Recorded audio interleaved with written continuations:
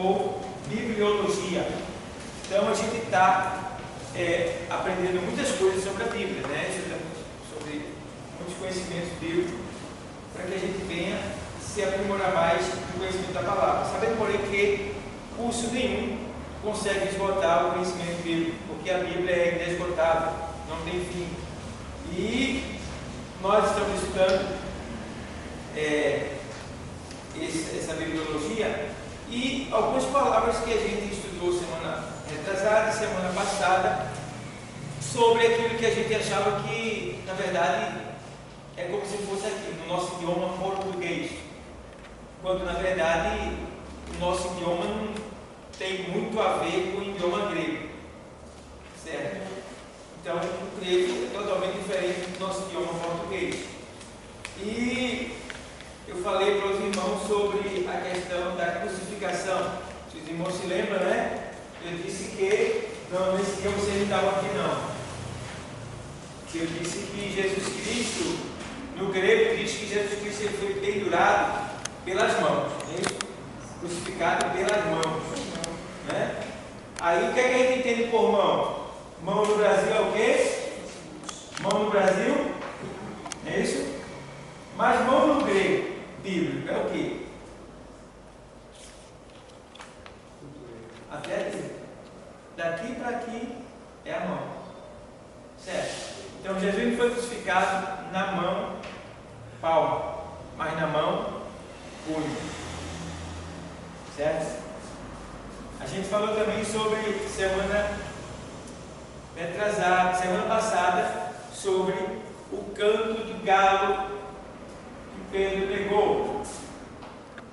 Não é um galo, ave, é uma trombeta. A gente sempre pensou que era um galo, certo? Então não é um galo, é uma trombeta. Inclusive eu vi essa aula semana passada que fala sobre o Galicinium. Galicinium era um tipo de trombeta que era tocada às 3 horas da manhã para a troca de turno da fortaleza de Antúnia, aonde morava Pilatos. Então, às 3 horas da manhã, soava uma trombeta, e essa trombeta soava 2 vezes. E nessas 2 vezes que ela soava, trocava o turno dos guardas, certo? E a gente pensa que era um galo. Aí a gente tem, não era o galo, não, era não, porque em Jerusalém não podia criar galo. Ela não é uma ave impura, mas não pode criar porque ela cisca. Então ela agita animais impuros. Então não era permitido ter esse tipo de ave em Jerusalém, só nas áreas adjacentes. Lá não. Porque Jerusalém é uma cidade santa, cidade do sacrifício, cidade do grande rei, cidade. Tá? Ali era, todo tipo de religião estava centralizada ali. Toda religião estava centralizada ali. Então, ele não queria nada que viesse de alguma maneira profanar ou mexer com a cultura religiosa deles ali. Certo? Então, isso não existia. Então, a gente falou sobre isso daí. Teve outra coisa também que eu falei, que me falha agora a memória. Agora foi estar na segunda, nas aulas que me passou. Então tá, vamos lá. Já foi dada essa aula, só vocês verem lá na internet, tá lá, essas aulas. Eu aproveitei, a gente está estudando, entendendo, porém, uma coisa, que é importante que vocês que são alunos procurem comprar livros que venham lhe ajudar na interpretação da Bíblia, porque sozinho não dá para interpretar ela, tá bom?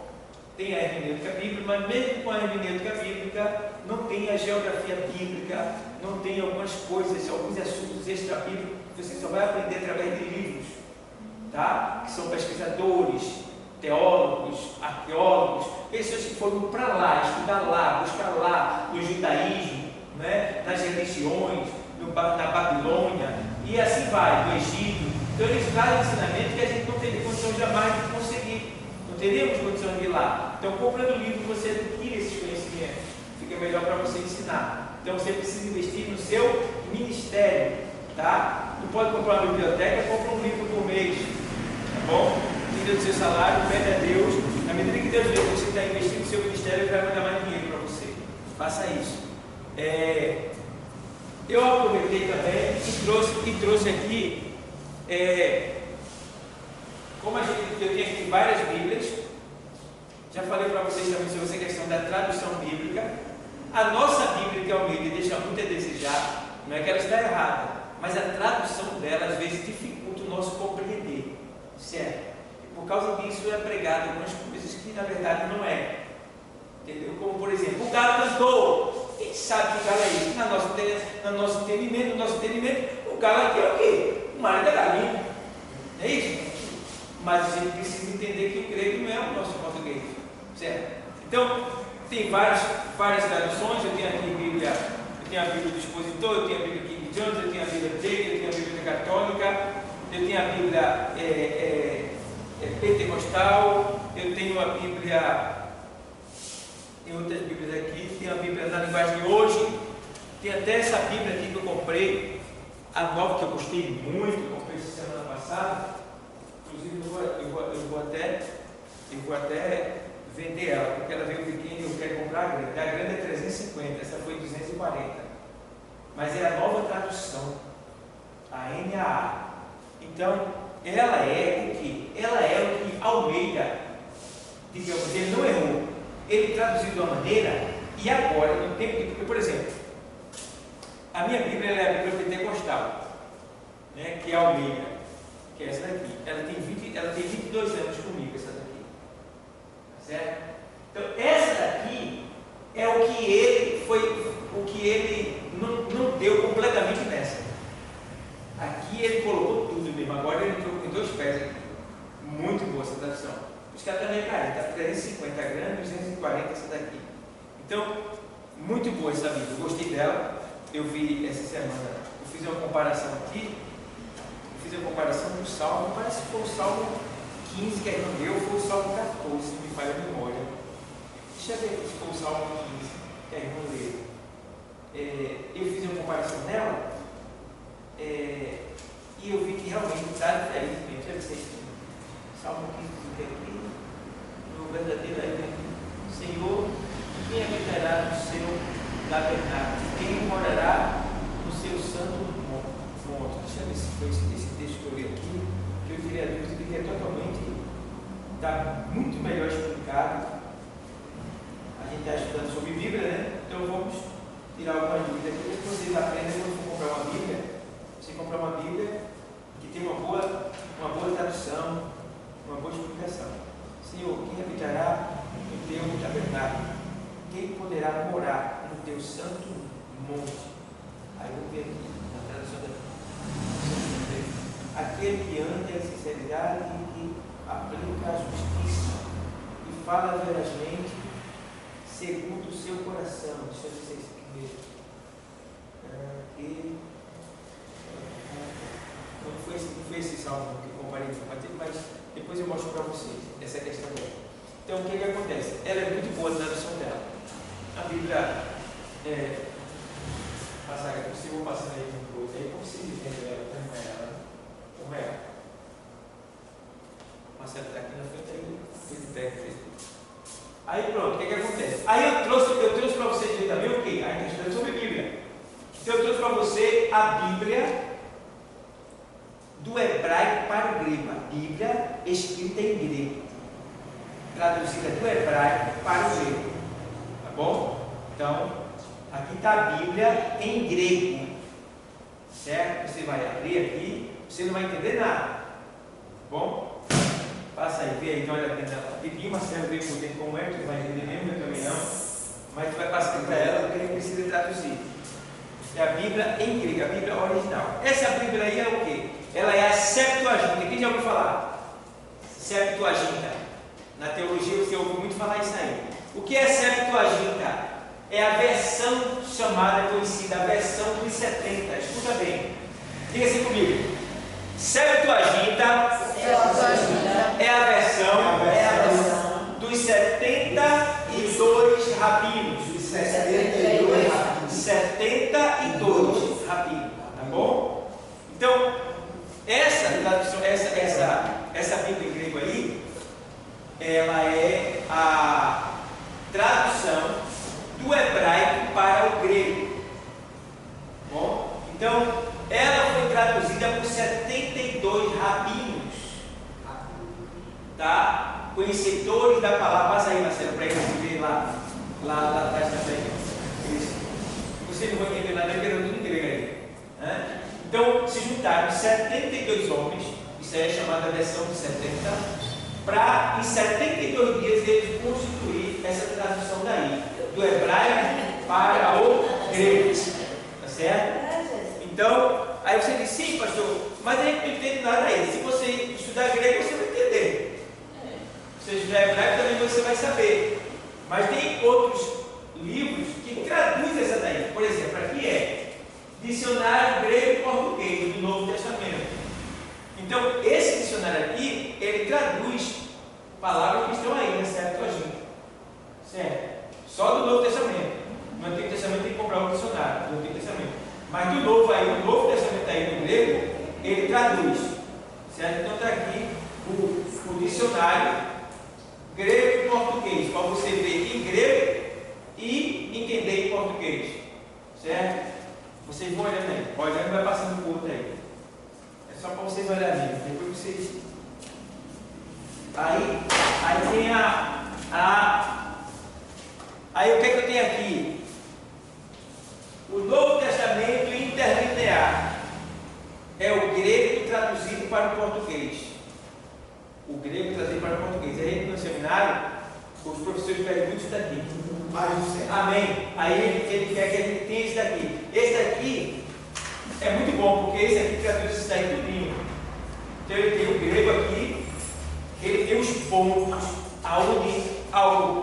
onde nessa Bíblia daqui da gente fala de uma maneira diferente. Ele explica aqui que não tem aquele texto ali, que aquele texto foi, né, de certa forma, ele não foi assim, mudado, mas ele foi colocado de uma maneira tal para que você viesse entender melhor. Por exemplo, vou dar um exemplo para vocês. O Romanos 8,1, escuta bem. Romanos 8,1 diz assim: portanto, nenhuma condenação há para os que estão em Cristo Jesus, para os que estão em Cristo, que não andam segundo a carne, mas segundo o Espírito. Veja bem, portanto, agora nenhuma condenação há. Abre aí a tua Bíblia, Romanos 8,1, para você entender o que é que eu quero falar com essa questão de grego e português, para você entender, para que ninguém entender. Sua Bíblia está alterada. Sua Bíblia está alterada. Não está alterada. Amém, mano? É bem isso. Sua Bíblia não está alterada, não teve acréscimo nenhum. É questão de tradução, entendeu? Então aí agora o que acontece? Você vai aqui, ó. Abriu aí? Romanos 8,1. Aí diz assim: portanto, agora nenhuma condenação há para os que estão em Cristo, que não andam segundo, mas segundo o Espírito. Ponto. O que é que acontece? Aí na nossa tradução está escrito assim, mas no original está escrito assim: portanto, agora nenhuma condenação há para os que estão em Cristo. Pronto. Parou. Entendeu? Parou aí? Então a segunda parte que a gente lê, não quer dizer que o autor ele acrescentou. Não, ele não acrescentou. Ele colocou de uma maneira tal para que a gente entendesse o que está dizendo em cima. O tradutor fez isso aí, ele nos ajudou. Então, o propósito do tradutor não é só traduzir a letra bíblica, é também ele melhorar a nossa compreensão. Vocês estão entendendo? Entendeu? Por isso que aí tem também Bíblia de estudo, que é essa que vocês estão vendo aí, Bíblia de estudo, essa que eu tenho aqui, que é para, além de a tradução, ela também trazer alguns rodapés de explicação daquele texto, daquele versículo. Entende? Então, todos vocês que são alunos e congregam, que são cristãos, é bom ter uma Bíblia de estudo. É muito importante ter uma Bíblia de estudo. Aqui é bom porque você escolhe, você vê qual a melhor que você vai comprar para você, porque aqui eu dou dica para você, então fica melhor ainda para você, você não fica em dúvida e não vai comprar errado. Então tem aqui o Novo Testamento interlinear, tá? Em grego, do grego para o português. Muito bom isso aqui, muito bom mesmo.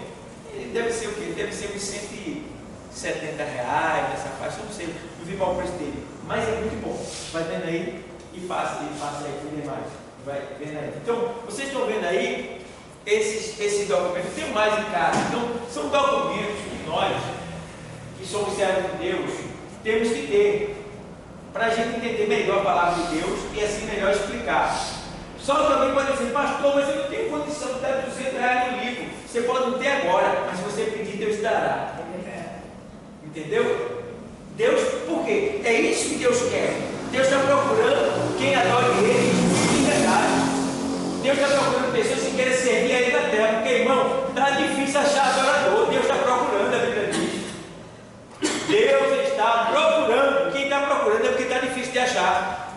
Então, Deus está procurando. Se Deus está procurando e você se candidata dizendo, Deus, eu quero ser, eu quero fazer, me ajude, me dê condição, Ele vai te dar. Ele não está morto, não, Ele está ouvindo. E segundo o seu coração, Ele vai ver que você quer mesmo, Ele vai lhe dar, Ele deu a mim. Tá? Eu tenho pregado isso e muitos têm aprendido, têm dito, pastor, realmente, Deus tem me dado condição. Agora, se você for pirangueiro, você nunca vai ter nada. O dinheiro que você ganha só vai dar para você comprar, fazer as compras, pagar a energia, a internet e outras coisas mais que tem dentro de casa. Você nunca vai prosperar nessa área. Então você precisa ter esse conceito de vida, você precisa ter essa decisão e dizer, não, tanto do meu salário, eu vou tirar o dízimo do Senhor, e tanto aqui todo mês eu vou comprar uma coisa para investir no meu ministério. Entendeu? Um mês você compra um dicionário, outro mês você compra uma Bíblia, entendeu? E se for na internet, melhor ainda, porque você paga 10 vezes de R$12, de R$15, de R$18. Dá demais para você comprar um monte de livro. Agora, uma Bíblia de estudo boa, é boa essa daqui? Essa daí, ela está de parabéns. Essa é excelente. Essa está de parabéns, essa novela. Eu comprei ela porque eu vou comprar maior para mim. Aí eu vou passar essa daí. Mas. Vai passar essa? Vou passar ela. Não vou usar ela não. Comprei semana passada. Aí eu vou preparar, né? Excelente essa daí, excelente. Por quê? Ela melhorou o que estava aqui. Porque essa daqui é essa daí. Só que essa daí agora. Ela vem com mais coisa, né? Agora ela tá traduzida aí, melhor, porque a tradução dele aqui de Almeida, que esse aí é Almeida também, a tradução dele aqui deixou muito a desejar. Aí não, aí agora ele trouxe o que faltou nessa daqui. Aí ele trouxe o que faltou nessa daqui. Aí tá muito bom. A NAA, eu indico para vocês. Tá bom, pessoal? Então, ó, aí tem essas Bíblias aí. Oi, sim. Como é que a gente vai saber, não assim, o significado está dizendo assim, para falar a língua? Não, aí tá, você está vendo o que? O Septuaginta, né? É. Azul? Não, essa daí Não, Aí interlinear, tá falando aí, tá mostrando aí. de um lado do lado é tem o um português e o outro o é original e tem grego. para falar grego. Não, aí tem grego e tem em português. do lado Pra é falar grego, português você e tem do que outro estudar grego. é. Entendeu? Mas o seu propósito aí é ver o que o grego diz em português que ele está dizendo. Pronto, assim. Entendeu? É isso aí. Então você não precisa falar grego, é só você saber o que o grego diz. Certo. Aí você vai dizer para as pessoas, ó, no grego está escrito assim, então isso aqui significa isso e isso. Porque no idioma grego, no qual foi escrita a palavra de Deus, isso aqui significa isso e isso. Como por exemplo, eu estou lá pregando e lá tem gente que o Senhor foi crucificado pelas suas mãos, né? Foi crucificado pelas mãos.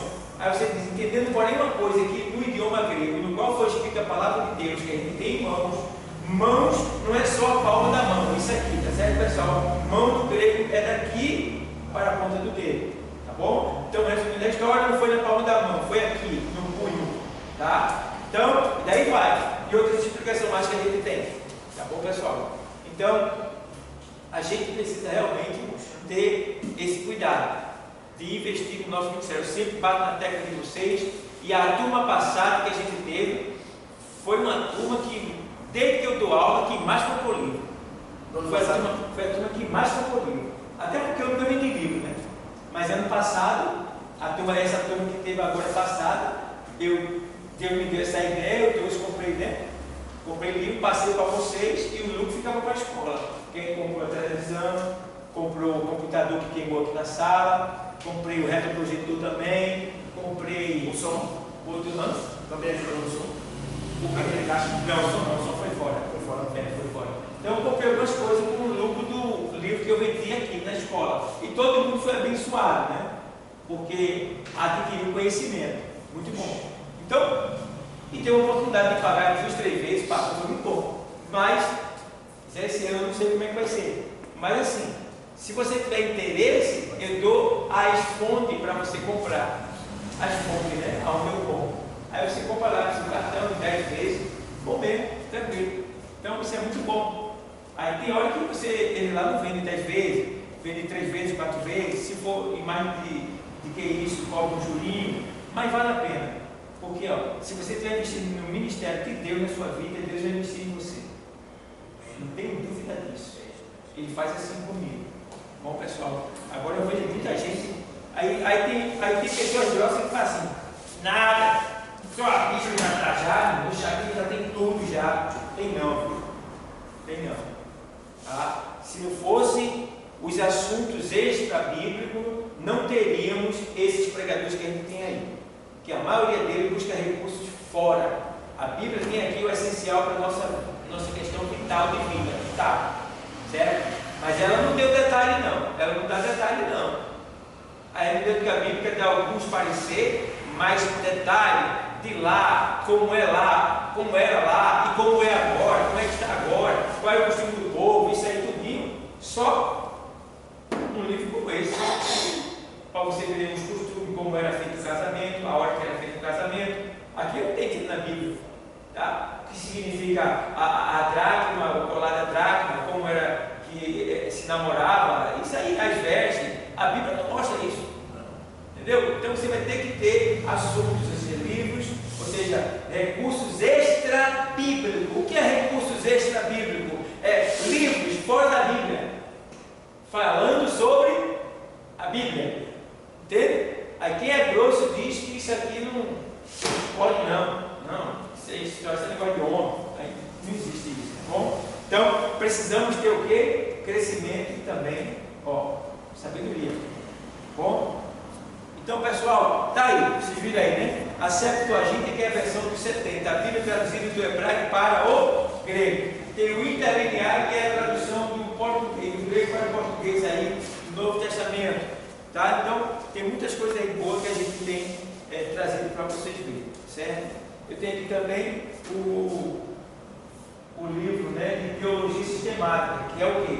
Você aprender a Bíblia no sentido sistemático. Que é o sentido sistemático? Gênesis, né? Êxodo, aí Levítico, aí Número, aí Lêvico, né? Na sequência, você aprendeu os dons espirituais, batismo no Espírito Santo, cristologia, angelologia, né?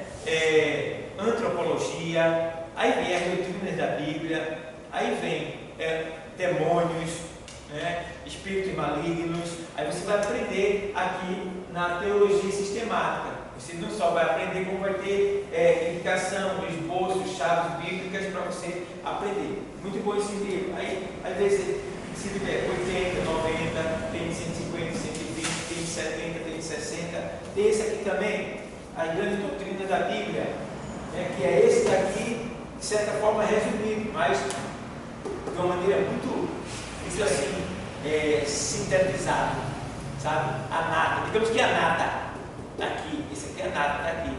Então, as grandes doutrinas da Bíblia, um dos livros mais usados pela Assembleia de Deus no Brasil, esse daqui. Então, de Raimundo de Oliveira, famoso escritor. Então, está aí, pessoal. Vamos lá. Então, você não vê aí, esse câmera aí, a gente está agora estudando os livros da Bíblia.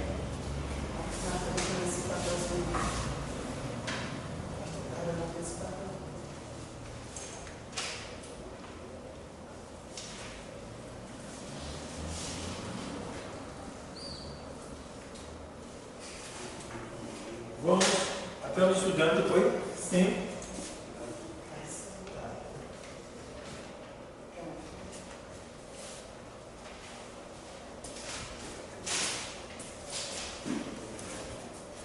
Então, ó.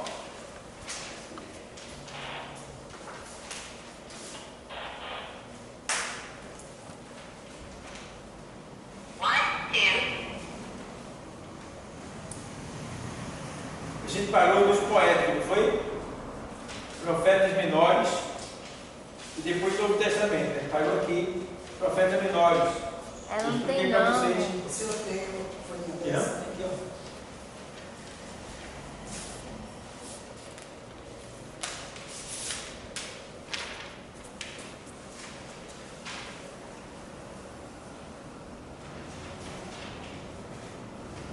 Profeta menores.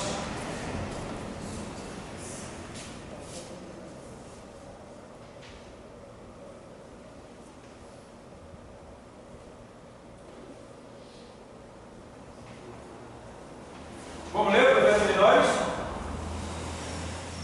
Qual é o primeiro? Oséias, Oséias, Joel, Amós, Obadias, Jonas, Miqueias, Naum, Abacuque, Sofonias, Ageu, Zacarias e Malaquias. Por que eles são chamados de profetas menores? Por que eles são chamados de profetas menores? Porque eles escreveram em menos volume, tá? Os livros deles são poucos capítulos, certo? Eles são chamados de profetas menores não é pela sua estatura, é pela quantidade de escritos da parte dele, tá certo, pessoal? Então, Novo Testamento.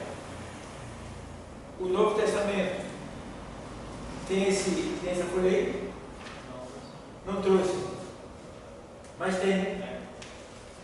O Novo Testamento é composto de 27 livros.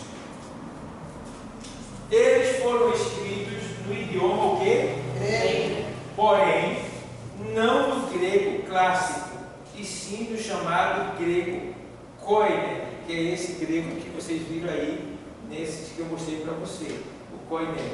Ou, o koine é o idioma coloquial falado pelo povo da Grécia antiga, tá bom? Seus 27 livros podem ser classificados em 4 partes biográficos, históricos e o quê? Epístolas E o que mais? profetas. Certo?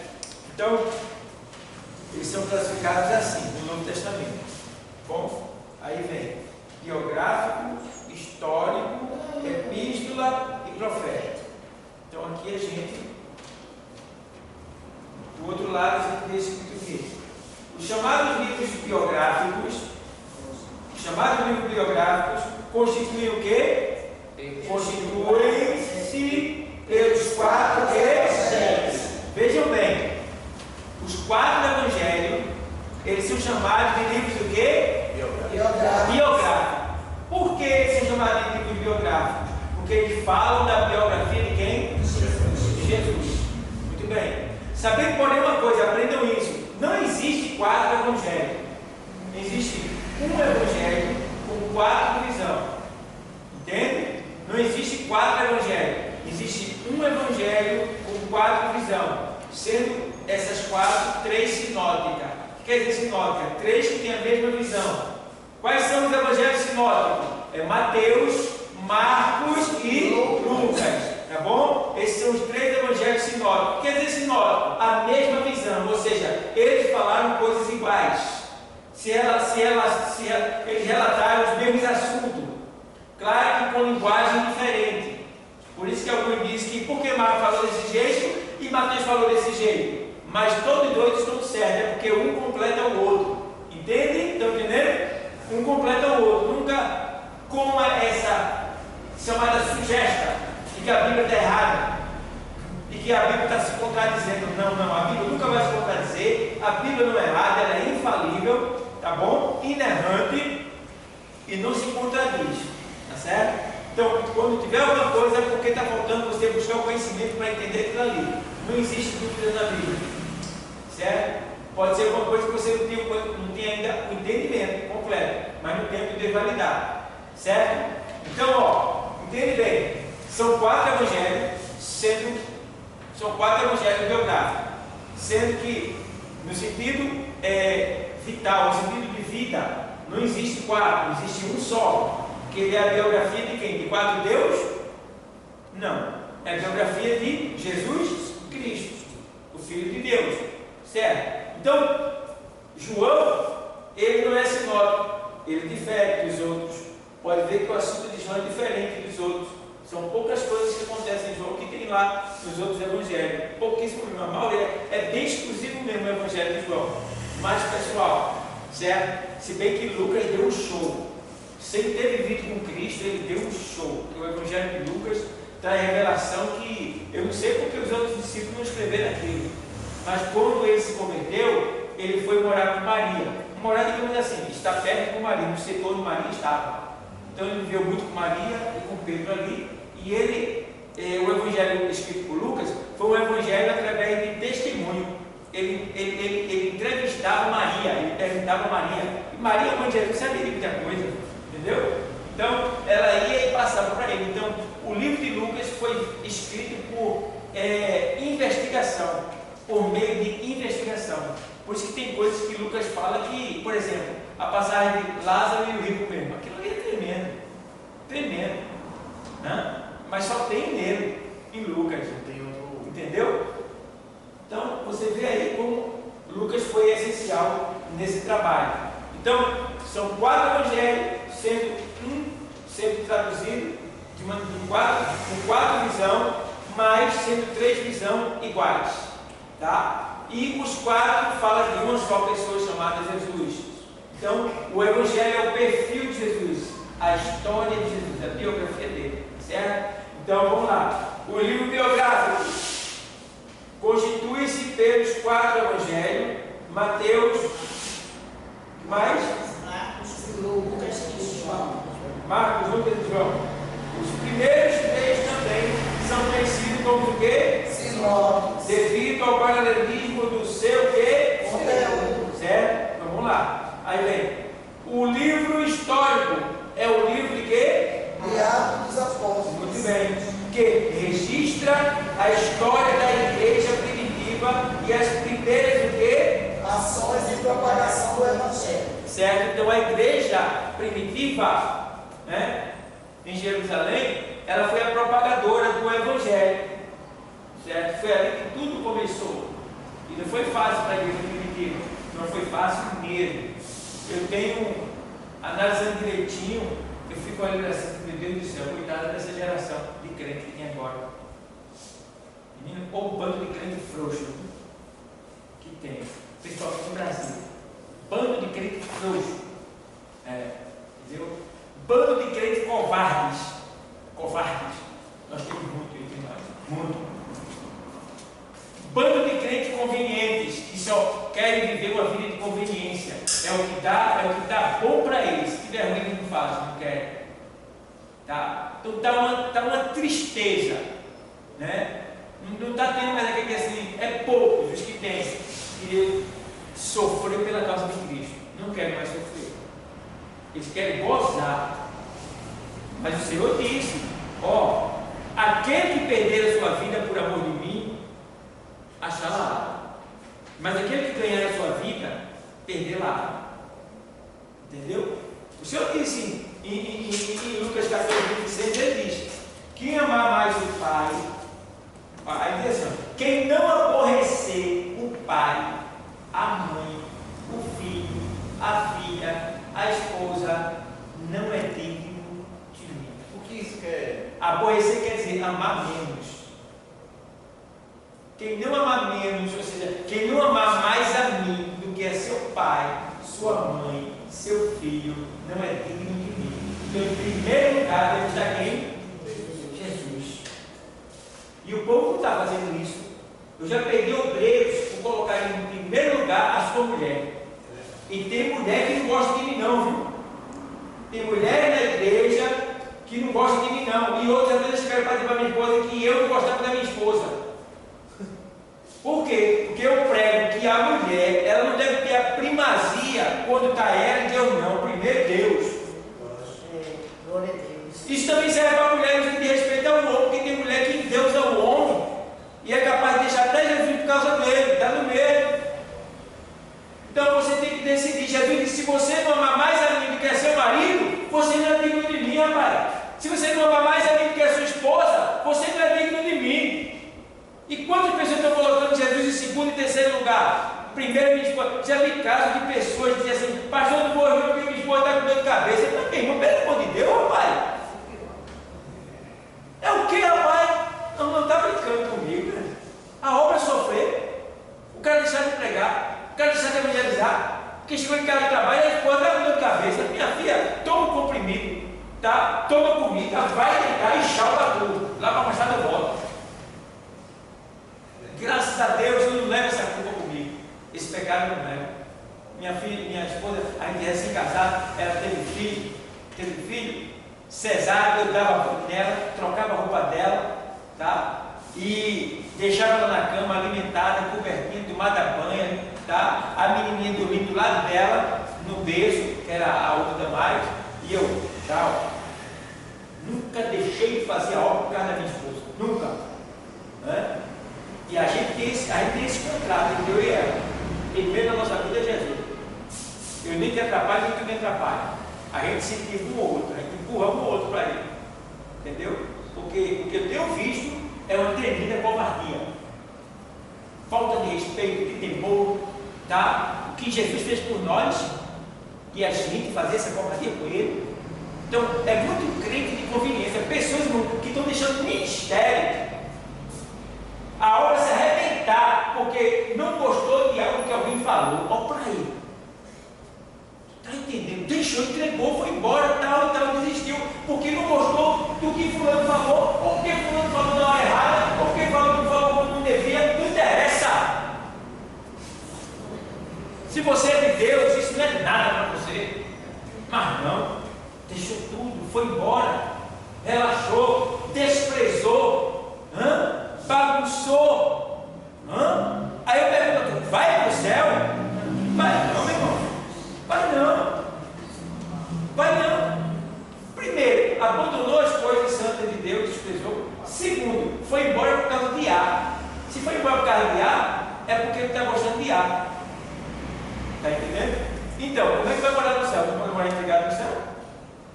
Alguém vai ficar. Ou A fica, ou ele fica, ou os dois ficam. Entendeu? Então, meu irmão, não podemos ser crente molenga, não. Crente miau, não. Miau. O pastor nem está vendo isso. Que é isso, rapaz? Que negócio é esse? Tem mulher que o marido está vindo para a igreja, lá ela só vem para a igreja agora. Aí quando ele é de Deus, é melhor na igreja do que no bar, tu não acha não? É melhor na igreja do que lá na gafieira, tu não acha não? E aí? Eu vou para a igreja e volto mais santo, né? Com bênção para tu, para a nossa casa, para nosso filho. Então, aí mulheres achando, já conheci mulheres que fez tudo para afastar o marido de mim, pastor.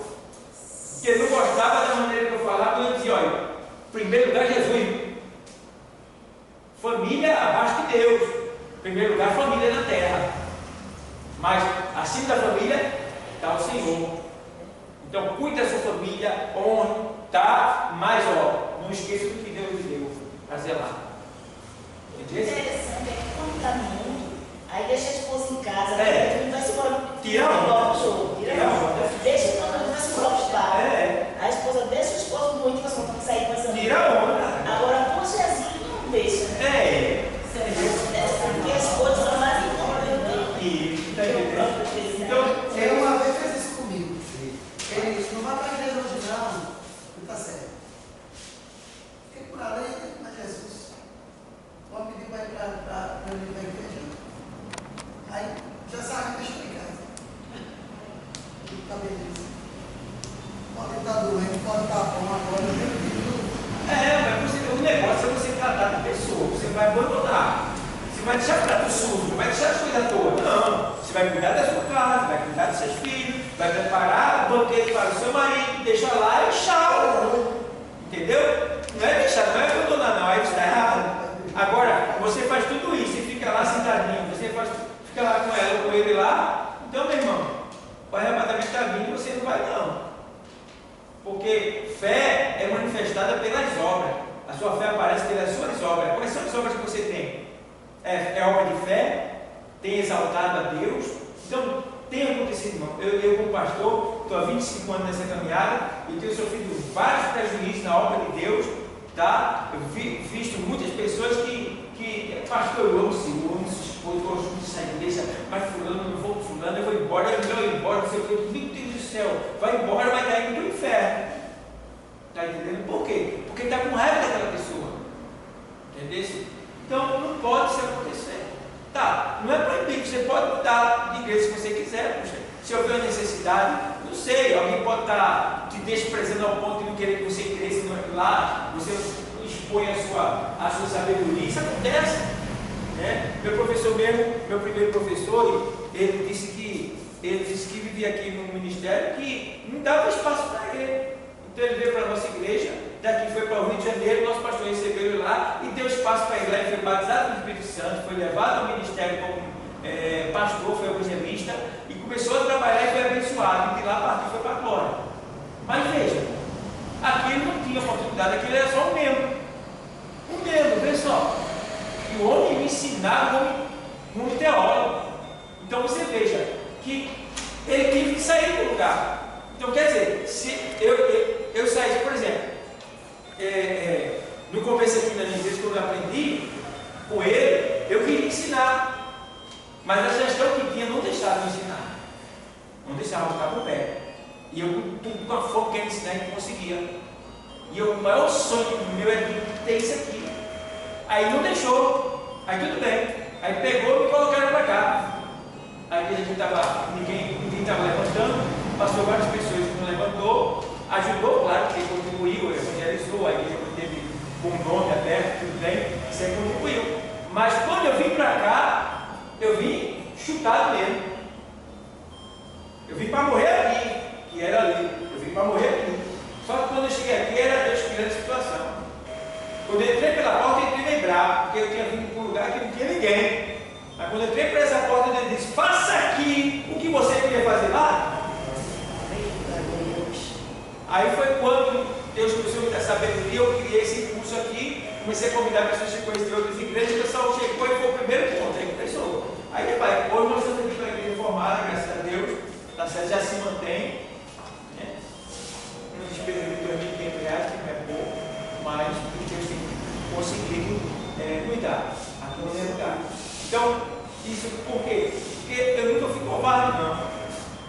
Tá? Então não seja covarde. Honre, sério que Deus lhe deu. Sério. Porque você vai receber lá na frente. Outra coisa, tem gente que quer ensinar, mas não quer aprender. Então se você não aprendeu, não pode ensinar também. Entendeu? Então, pessoal, temos que ter esse cuidado. Tá bom? Então vou voltar esse assunto aqui. Tá. Aí vem a igreja primitiva, né? Que é a igreja primitiva. Os primeiros três. Aí vem o história, né? Atos dos Apóstolos, é isso? É isso? Pronto. Que registra a história da igreja primitiva e as primeiras ações de propagação do Evangelho. Porque se você, eu estava lendo um texto que diz que a igreja, é um estudo, diz que a igreja primitiva, ela pregava com lágrimas nos olhos, sentindo a dor daqueles que iam para o inferno. Vê só, era uma igreja que sentia a dor do próximo, ela sofria. Irmão, não é mole não. Irmão, quando os crentes foram lançados na arena para ser morto pelo leão, ele louvava a Deus. Irmão. O leão arrancando um pedaço dele, ele dando glória a Deus e louvando. E os imperadores dizendo assim: o que eles têm, hein? Aí o outro dizer: eles estão cantando ao Deus deles. A gente se tornou-se a religião mais perigosa. O islamismo mata, né? Se você se converter lá. Se sair dele também, ele mata. Mas nós somos o povo mais perigoso da face da terra. Que a gente morre dando glória a Deus e não desiste. Entendeu? A gente é um povo perigoso. Por quê? A gente morre pela nossa fé. Né? Morre pela nossa fé no sentido de verdade mesmo. A gente acredita no nosso Deus. Então, a igreja primitiva, ela era uma igreja que honrava o Senhor, mas não deixou de sofrer. A gente precisa entender isso. Mesmo honrando o Senhor, não deixou de sofrer. Sofreu muito. Nossos antepassados. Para que nós tivéssemos aqui hoje esse ar-condicionado cidadinho, bonitinho, foram eles que abriram o caminho. De lá para cá. E outros pais da igreja, outros servos de Deus que morreram. Né? E não foram de morte, não foram de algodão não, algodão doce não, algodão de barriga, de meu algodão doce não. Foi morte mesmo daquela de pau caba negado. Irmão, tem cada tipo de tortura que se você vê, você chora. E eu nem falava o nome, mas tem um touro que ele é oco. É um touro. Um touro de metal. Ele é oco. Então pegava o crente que não queria negar o nome do Senhor e botava ele dentro do touro e fecha. Aí ele fica dentro do touro, que é oco. E embaixo ele bota uma fogueira. Então vai chegar uma hora que vai ficar tão quente que lá dentro ele vai urrar, gritar. E dá a impressão que o touro está urrando. Pelo nariz do touro sai o som. Entendeu? O crente queimando lá dentro. Mas teve esse crente que era tão fiel que em vez deles urrar, eles cantavam, escutavam a glória a Deus. Diz aí. Então, irmão, tem cada tipo de tortura que isso vai ser usado lá para os crentes que vai ficar. Muitos serão torturados. Então, é tempo da gente ser melhor. Da gente melhorar, buscar mais, se dedicar mais. Tá? Muitos crentes, que eu estou falando da igreja primitiva, Atos Apóstolos, a igreja histórica, tem muitos crentes, irmão, que são mentirosos. 90% dos nossos cristãos na igreja é mentiroso, né? Já começa pelo amém. Amém, e não sabe do que está falando. Amém é assim seja. Amém é você está dizendo, eu venho, eu vou fazer, conte comigo, e você me aparece. Amém é a linguagem do céu. Amém é a linguagem do céu. Se você disse amém, compra com ele. Mas a gente diz amém. E esse amém foi banalizado. Porque você diz amém, não sabe nem o que disse, nem para que foi. Já foi. E Deus está lá esperando o seu amém. Então, ó, a igreja primitiva ela não fazia isso. Se reunia nas covas, nos túmulos, nas cavernas, nos matos, para poder ter comunhão. Viviam por código. Sabe por que no deserto? Sabe por que a gente tem a imagem do. Nós temos o cristianismo tem a imagem do peixe? Porque no deserto eles viviam escondidos dentro de buracos. Então, eles estavam em um local, em um determinado local, então eles pegavam a vara e fazia um risco assim, ó. Ele pegava a vara e fazia um risco assim. Vou mostrar para vocês. Ele chegava assim no deserto, aí ele fazia assim, ó. Ele fazia assim. Fazia um risco desse. Aí eles ficavam na dele. Aí quando viu outro grupo passando pelo deserto, que ele viu esse risco aqui, então eles entenderam que esse risco aqui tem a ver com isso aqui, ó.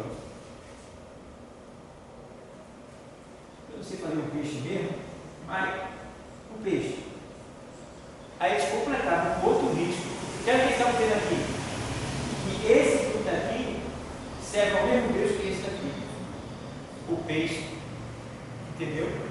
Aí ficou o símbolo dos cristãos, ficou esse símbolo de peixe.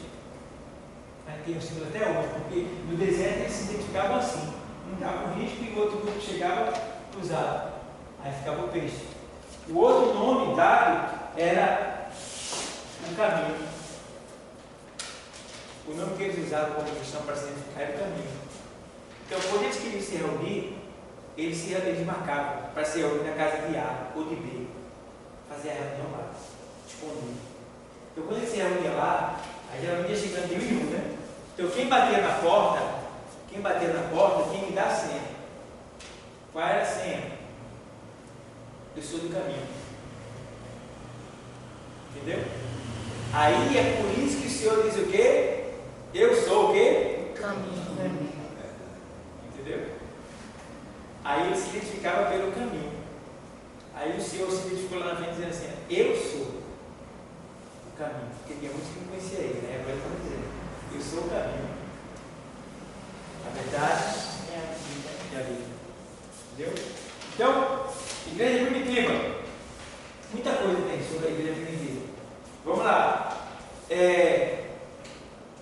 São 21 epístolas. Epístola pode ser traduzido por carta, tá bom? Cartas. São 21 cartas no Novo Testamento. Nelas estão contidas o quê? As Doutrinas da igreja. Certo? O que é doutrina? Quem sabe o que é doutrina aqui? Quem pode falar? Já falei, já expliquei sobre isso. Ensinamento. Tem mais. Doutrina. Ó, doutrina, vamos lá. Primeiro você queria aprender. Aí tem gente assim. Hoje é culto de doutrina. Esse nome, ele é aplicado errado. Porque se hoje é culto de doutrina, e os outros cultos é de quê? Porque a Bíblia deixa bem claro que a palavra de Deus ela é uma doutrina. Ela é uma doutrina. Está lá em Deuteronômio. Proteja a minha doutrina como o orvalho, como a chuva. Então, toda pregação é uma doutrina. Independente de quem está pregando, a hora que está pregando, aonde está pregando, é uma doutrina. Porque o que é uma doutrina?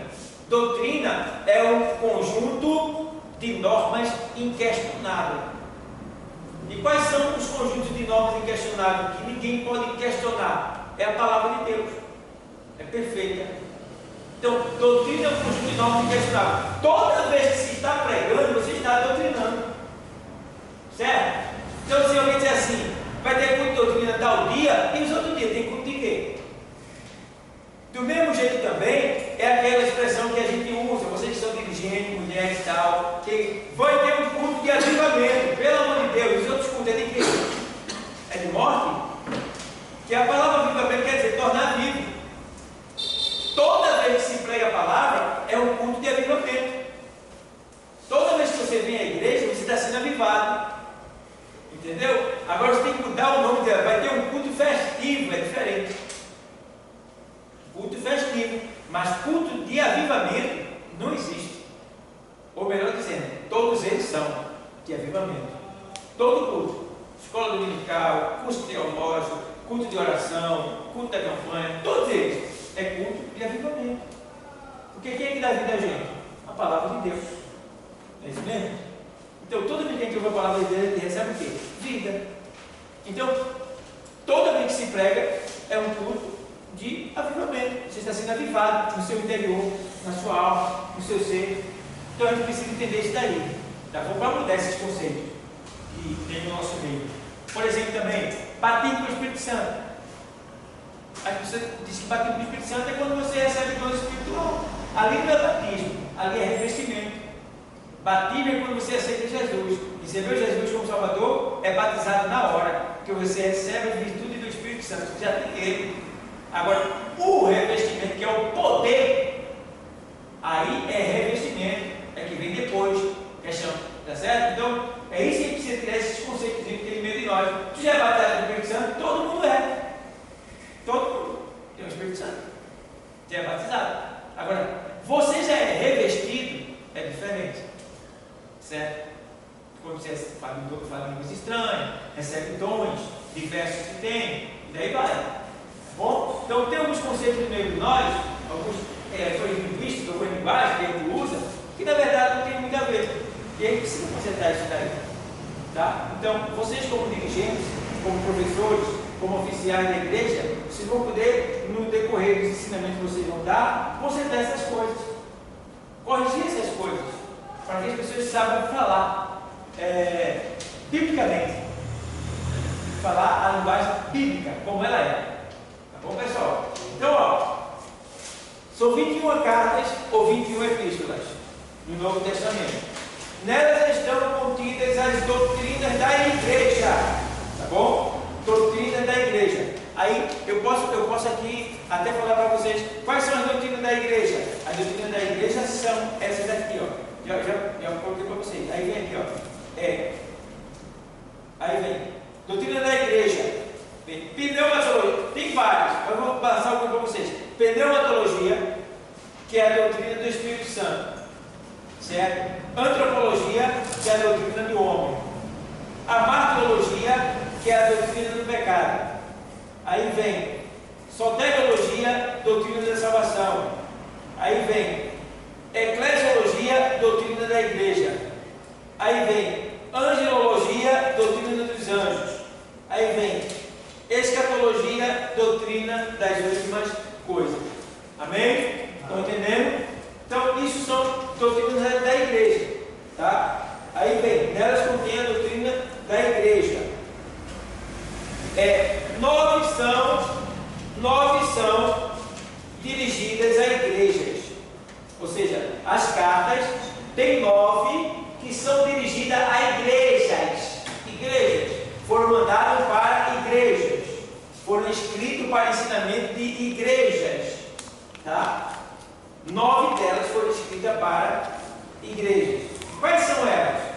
1ª e 2ª Coríntios, 1ª e 2ª aos Coríntios, aos Gálatas, Efésios, Filipenses, Colossenses 1 e 2, Tessalonicenses, 1 e 2 Tessalonicenses, Colossenses e 1 e 2 Tessalonicenses, 1ª e 2ª aos Tessalonicenses, 1ª e 2ª aos Tessalonicenses.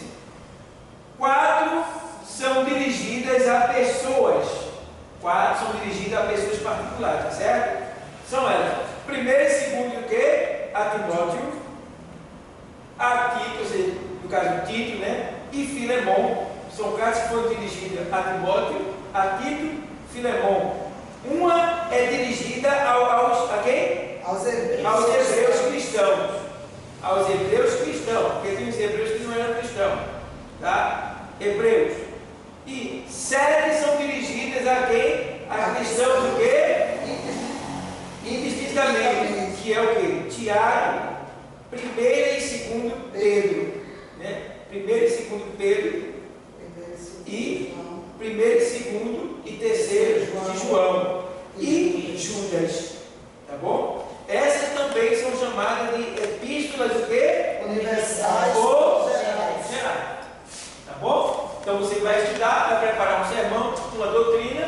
Então você vai ter que saber aqui para que essa carta foi escrita, o que significa essa carta, qual foi o propósito dessa carta ter sido escrita, para você fazer uma introdução inicial para poder entrar no assunto que você quer aplicar para a igreja. Entendeu? Então vamos lá.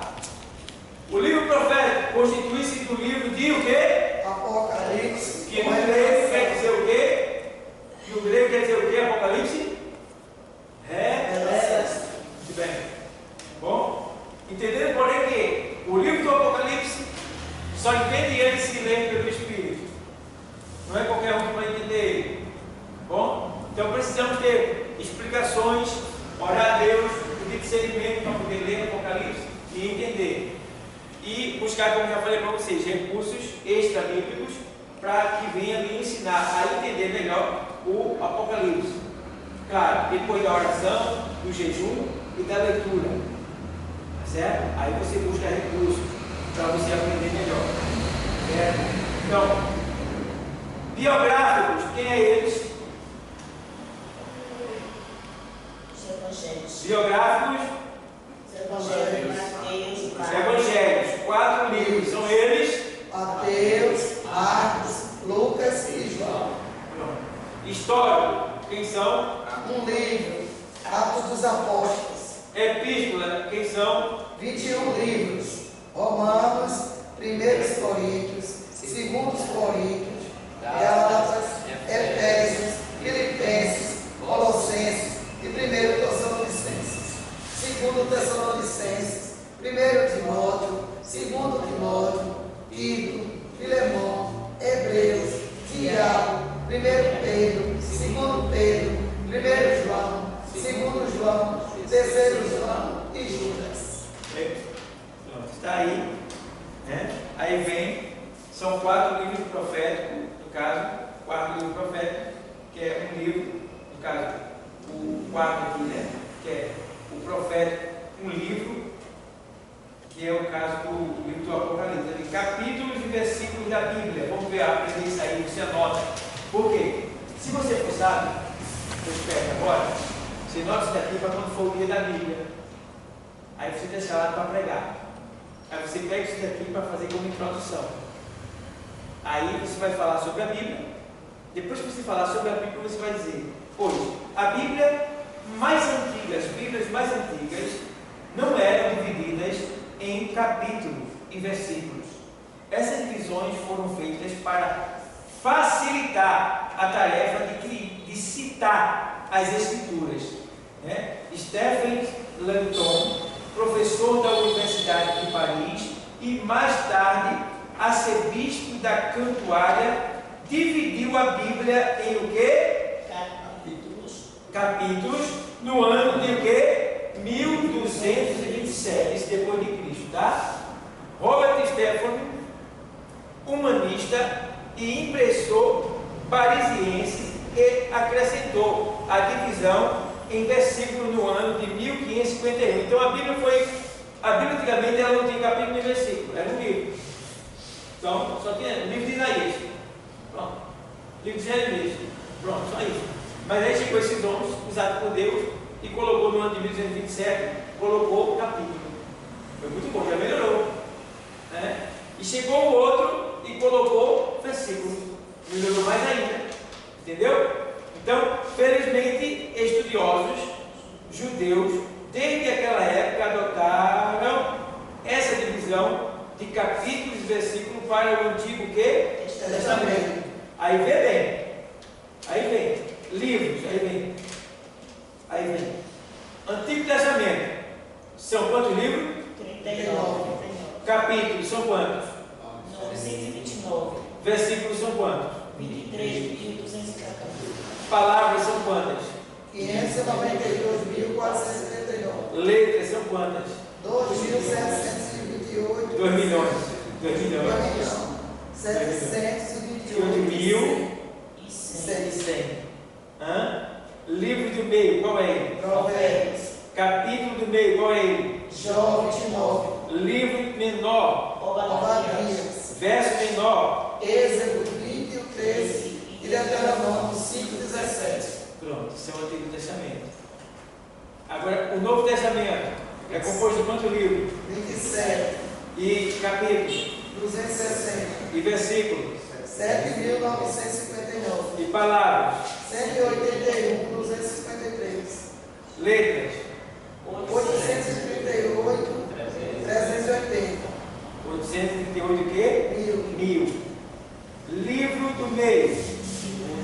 Segundo Tessalonicenses. Capítulo do meio. Romanos 13, 14. Livro menor. Terceiro João.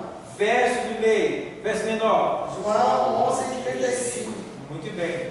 A Bíblia inteira tem quantos livros? 16. Quantos capítulos? 1189. Quantos versículos? 31.173. Quantas palavras? 773.692. Quantas letras? 3.566. Milhões.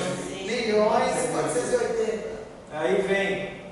Livro do meio. Miqueias e Naum. Capítulo do meio. Salmo 117. Livro menor. Terceiro João. E verso menor. Êxodo 20, 13 e Deuteronômio 5, 17. Ok? Está aí, meu irmão, de vocês. Leiam mais, gravem mais, orem a Deus, peçam para Deus lembrar. E isso já serve como documento para vocês pregar. Guardem esse documento que eu passo para vocês. Bom? Porque no dia que vocês forem pregar, vocês vão pegar isso daí, ó, tá na mão. Moleza. É só orar a Deus e ó, tacar fogo. Certo? Pedir ajuda do Espírito Santo para dar unção na hora e manda ver que Deus vai fazer algo acontecer. Tá bom? Então agora a gente vai entrar um pouquinho na apostila principal.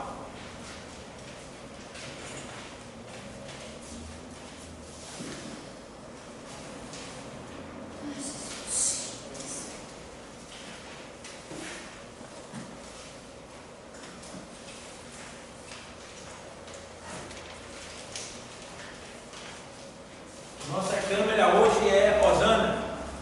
Menina sábia, né? Claro.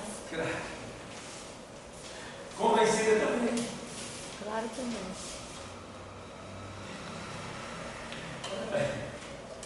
Vamos lá. Introdução à Bíblia. É esse que tem escrito aí? É. A importância do quê? Da Bíblia. Muito bem. Vamos lá. Isso aqui, ó. Eu quero que vocês vão entender uma coisa. Geralmente quem vem para esse curso tem aquele desejo de aprender a pregar. Quer pregar bem. Desde o começo do curso, se você for analisando, eu vou passando códigos para vocês. Quando vocês chegarem lá na homilética, que é a arte de pregar no final do curso, vocês vão estar bem práticos já. São códigos que eu passo quando eu falo. Por exemplo, nesse texto aqui. Por muito tempo, Deus procurou revelar-se ao homem através de suas obras. Já bem, Deus sempre quis, né, de alguma maneira, se revelar ao homem. Então, por muito tempo, Deus procurou revelar-se ao homem através de suas obras. Então, ou seja, a criação é um sinal claro de que existe alguém por trás que está regendo tudo isso. Porque na criação tudo é perfeito. Você vê que a Terra, ela está no lugar, em pleno universo, e sai dali. A Lua no seu lugar, o Sol no seu lugar, e eles estão soltos no universo. E agora? Nossa constelação aqui, nosso sistema solar, esses 9 planetas aí, outras estrelas e mais, sempre no mesmo lugar. Né? E a Terra, se ela der um passo a mais do lugar que ela estava, nós poderíamos ser queimados, morrer todos queimados. Ela está no lugar exato. Né? E aí? E você vê. Então, se você parar e olhar para as obras, você vai ver que tem alguém perfeito que está por trás disso. E aí, a gente vê em Romanos 1:20. Vamos lá. Romanos 1:20.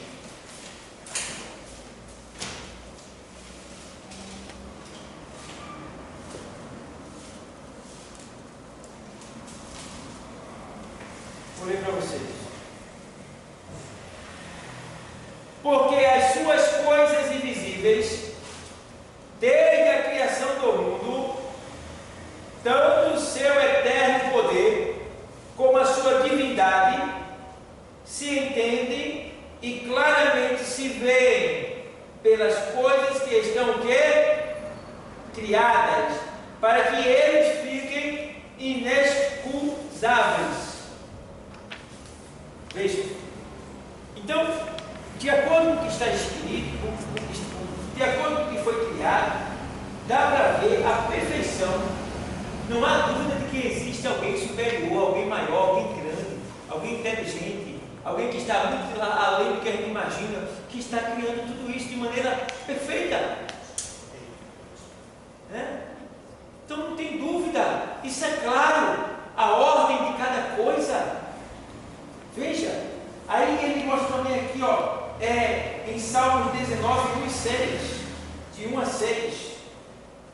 Entende também vocês aí, ó, quando tiver assim, ó, quando tiver assim, é o versículo, Salmo 19, 1, aí tem um traço assim, ó,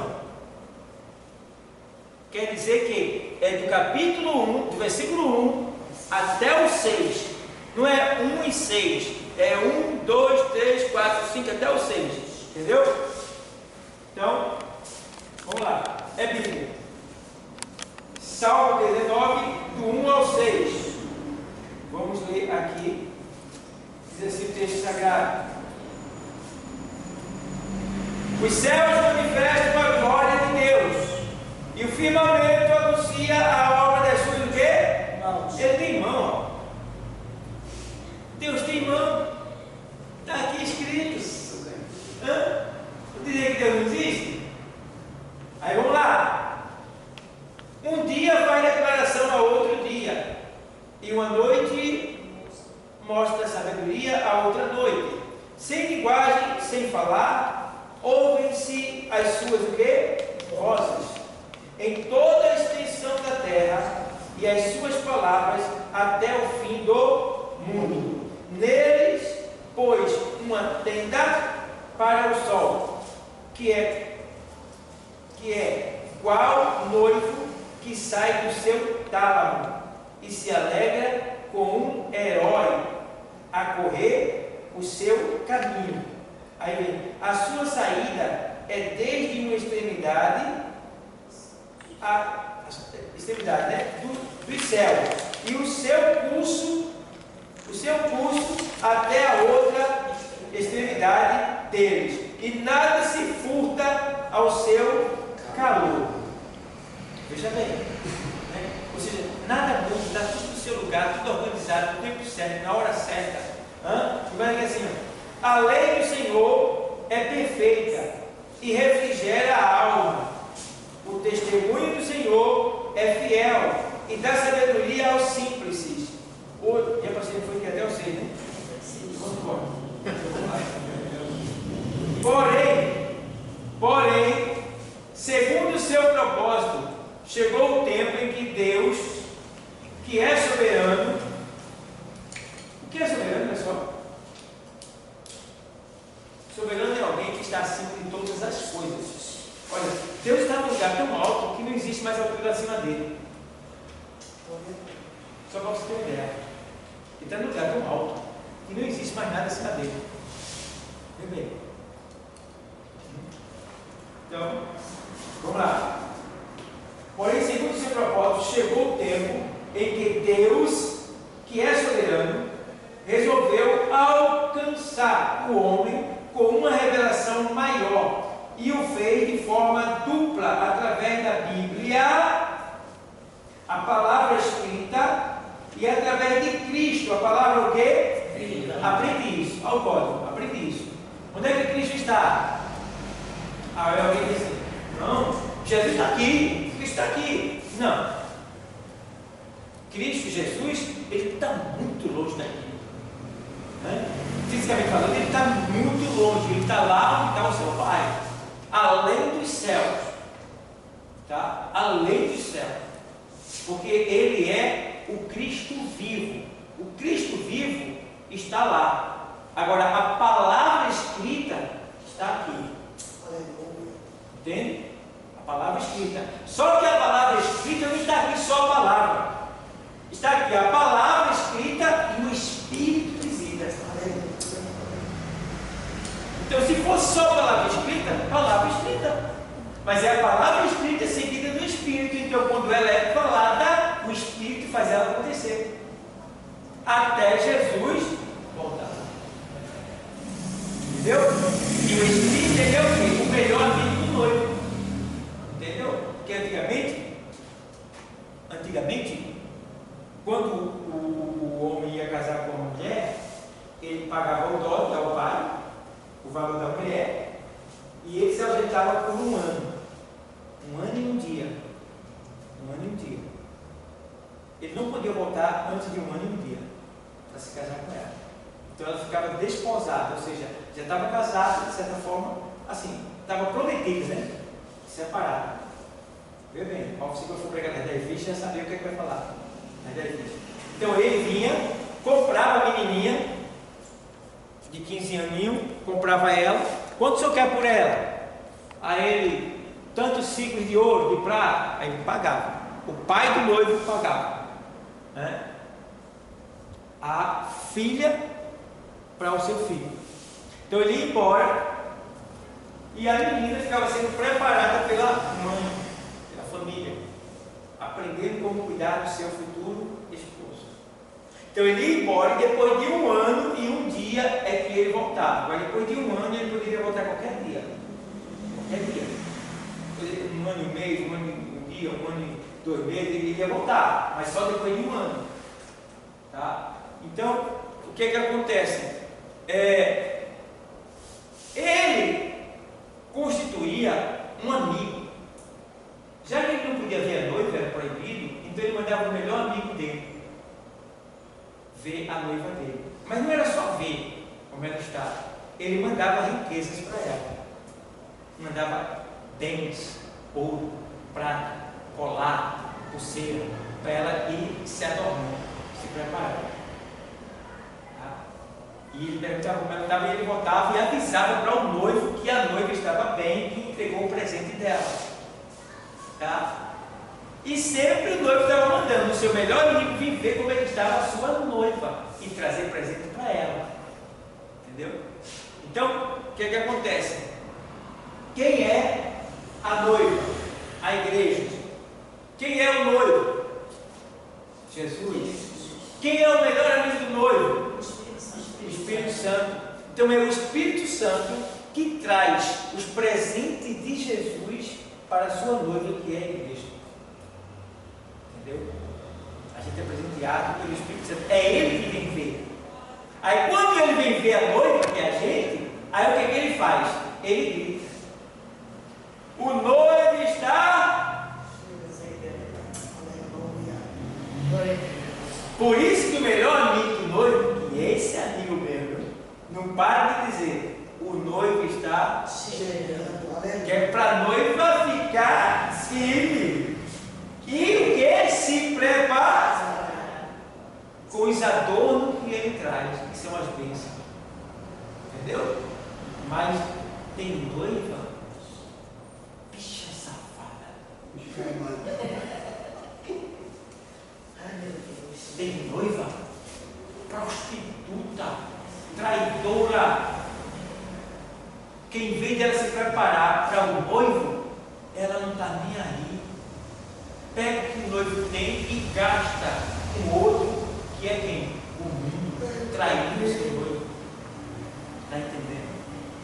Tem noiva que está assim, sem vergonha na cara. Aí é que ele diz: é semelhante a 10 virgens. 5 loucas? É 5. Então, o melhor amigo do noivo, ele está avisando. Então, ele não se cansa de avisar.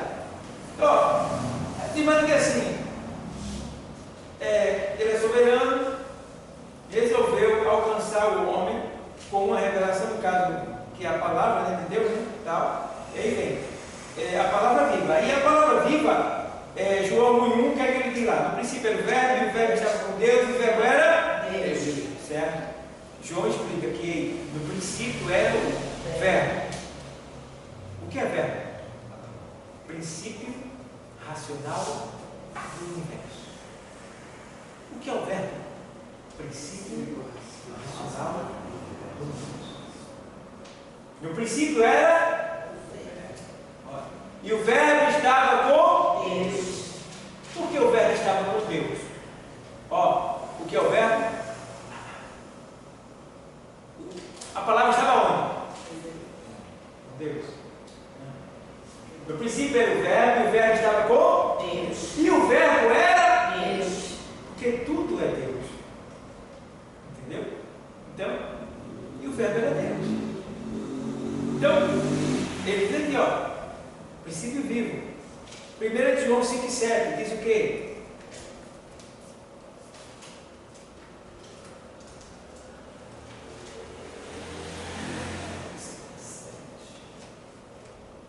Vou ler para vocês. Porque 3 são os que testificam no céu: o Pai, a palavra de quem? O Espírito Santo. E estes 3 são o quê? Quer provar que Deus é três? É só ler esse texto aí. Lê esse texto. Os 3 são. Tá bom? Então, alguém vai dizer para você assim: vocês creem em 3 deuses, né? Vocês são idólatras. Quem crê no Pai, no Filho e no Espírito Santo. Vocês são idólatras, vocês creem em 3 deuses. Só existe um Deus, o Deus dos judeus, Deus único. Tudo bem. Uma vez, eu não me esqueci, o meu professor até numa aula ele me ensinou, meu professor já está na escola, né? Ele disse que chegou um TJ para ele e disse assim: vocês são idólatras, vocês creem em 3 deuses. O Deus de vocês é um Deus de 3 cabeças. Ele disse: é mesmo? Isso é. Vocês servem a um Deus de 3 cabeças. Aí meu professor fez assim: e vocês batizam em nome de quem? Aí ele fez: do Pai, do Filho e do Espírito Santo. Aí ele disse: é esse Deus de 3 cabeças aí que eu creio. Eu nunca me esqueci disso. É esse mesmo Deus. Matou a charada. Então vai ter isso aí, vocês vão encontrar. Nos deteremos aqui no primeiro item, a Bíblia. Pois quanto a Cristo, a palavra viva, trataremos mais especificamente na lição que a gente vai estudar sobre Jesus Cristo, né? A palavra, o Cristo vivo. De acordo com o que mostraremos nesta lição, a importância do estudo da Bíblia se revela com 4 propósitos, no caso, a saber, tópico 1.1, prepara o crente para o quê? Para responder àqueles que lhe pedem a razão da esperança que dele há. Por que você é crente? Por que você dá o dízimo? Por que você tem fé? Cadê a tua fé? Por que tu vai para a igreja? O que significa a igreja? A Bíblia nos prepara para responder tudo isso aí. Entendeu? Então, precisamos ter esse zelo de procurar aprender para poder responder sem fugir do assunto. Tem que ver que infelizmente não, tá? Fazendo vergonha. Ele não ousa responder. Olha, meu Deus, tem gente que defende o Náutico do Santos de fora, mas não defende a palavra de Deus, do Evangelho. Veja essa situação, que vergonha. Como eu sempre falo, crente envolvido em jogo de futebol, ele tem que aceitar Jesus de novo, claro. Tem que aceitar Jesus. Eu creio que ele pode estar jogando o jogo. Quando eu vejo o treino com a camisa de futebol, eu digo, meu Deus, tem misericórdia dele. Tem misericórdia dele, Senhor. Crente vestido com camisa de futebol, Jogo de bicho. irmão, tem pergunta só. Esse negócio de ganhar dinheiro, que manda o bicho, ele cabe, não sei o que lá. E eu já vi, ele tem um pastor na mídia, que ele é muito querido, um pastor muito famoso na mídia aí, no YouTube, e ele dizendo que o crente pode se jogar na loteria, não é pecado não, é por isso que ele é famoso. E a multidão que segue ele. Dizer que pode jogar na loteria, não tem problema nenhum, olha só. Vê. É o que a grande parte queria ouvir, né? É o que muitos queriam ouvir, né? Está entendendo? Preenchido o ego das pessoas, que elas querem ouvir. Aí mesmo, desse jeito. Tem muita visualização. Aí eu vou para pau na canela, quem vai assistir mais eu? Quem nem conversa com o meu canal, que prega a verdade, sem mistura, entendeu? Então, tipo da coisa, a gente precisa saber como responder. Teve um culto que na igreja uma das igrejas que eu dirijo, e chamaram um grupo musical. E um dos jovens que estava no teclado estava com uma camisa de futebol. Ele estava passado no culto. Não foi eu que convidei, mas eu fiquei passado. Aquilo ali era uma vergonha pública para mim. Tem que nem liga, é normal, né? Mas eu lá dentro estava incomodado. Que é a mesma coisa, eu vim para cá, eu vesti a camisa de Nossa Senhora lá de cima. Eu vesti normal. O que é que tem? É uma imagem. Eu gosto dela, é a mãe de Jesus. Entendeu? E aí? Então, e outra coisa, vou dar uma base para vocês combater o futebol no Evangelho. Você vai notar aí. Tudo que eu disse, quem pode jogar futebol, não sei o que. Rapaz, a bola não é pecado não. Você pode ficar com seu filho, pode ir para a praia, ficar com ela, não, tudo bem. Tá? Tá na praia, tá no quintal lá, você pode brincar com ela. Agora, o ajuntamento do futebol é maligno, né? É abominável. É pornografia, magia negra, mentira, prostituição, morte, roubo, malícia, tudo que não presta da vida. E tudo que está no futebol, estou na aula, tenho que passar para vocês notam aos Gálatas, nota aí, tá? Você nota aí aos Gálatas.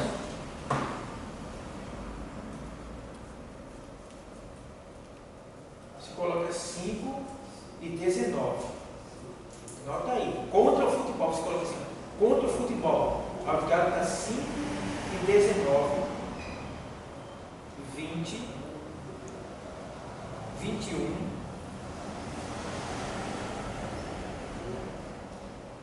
Coloca aí. É as obras da casa, tá?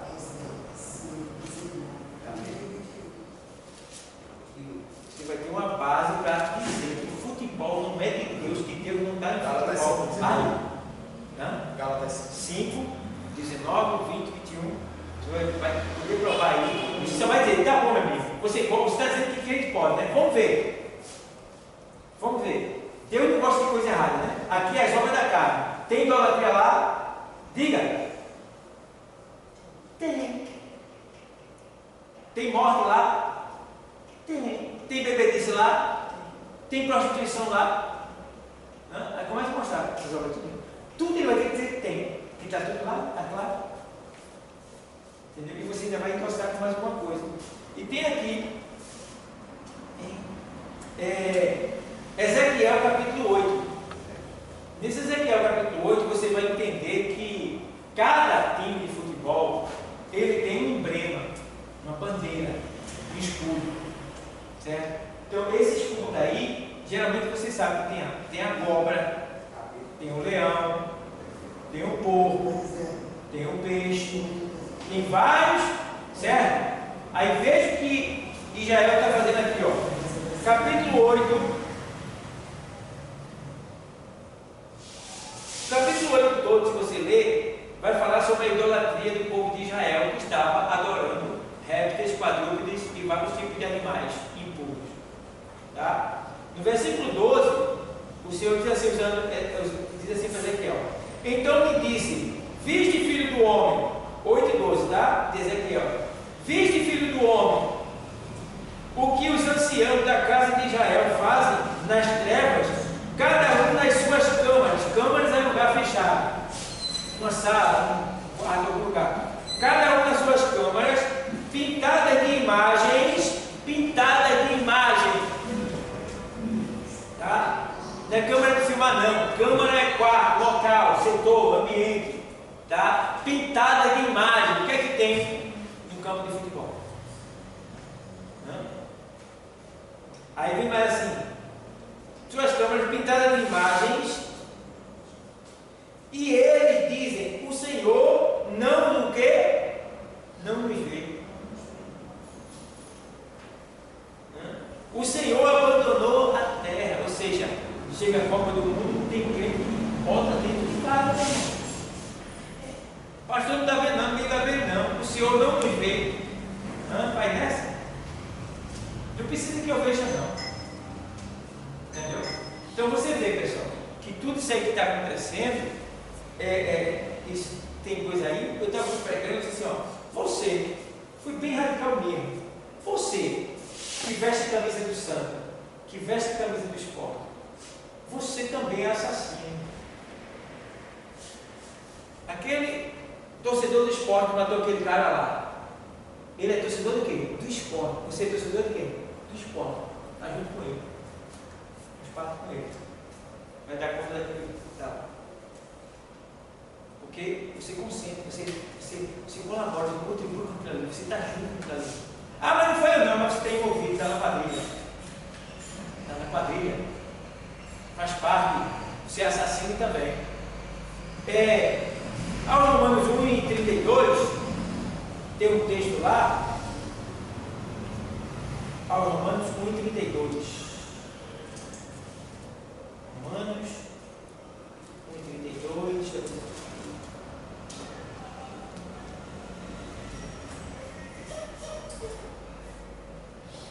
Os quais, conhecendo a justiça de Deus, que são dignos de morte os que tais coisas praticam, não somente as fazem, mas também consentem aos que as fazem. Pelo amor de Deus. Deixa eu ver se está aqui na minha Bíblia, a Bíblia na linguagem de hoje. A minha velhinha está aqui. Eu quero ler na linguagem de hoje para vocês. Veio. Deixa eu ver se está aqui. Parece que está na minha outra. Parece que está na minha outra. Está na minha outra bolsa.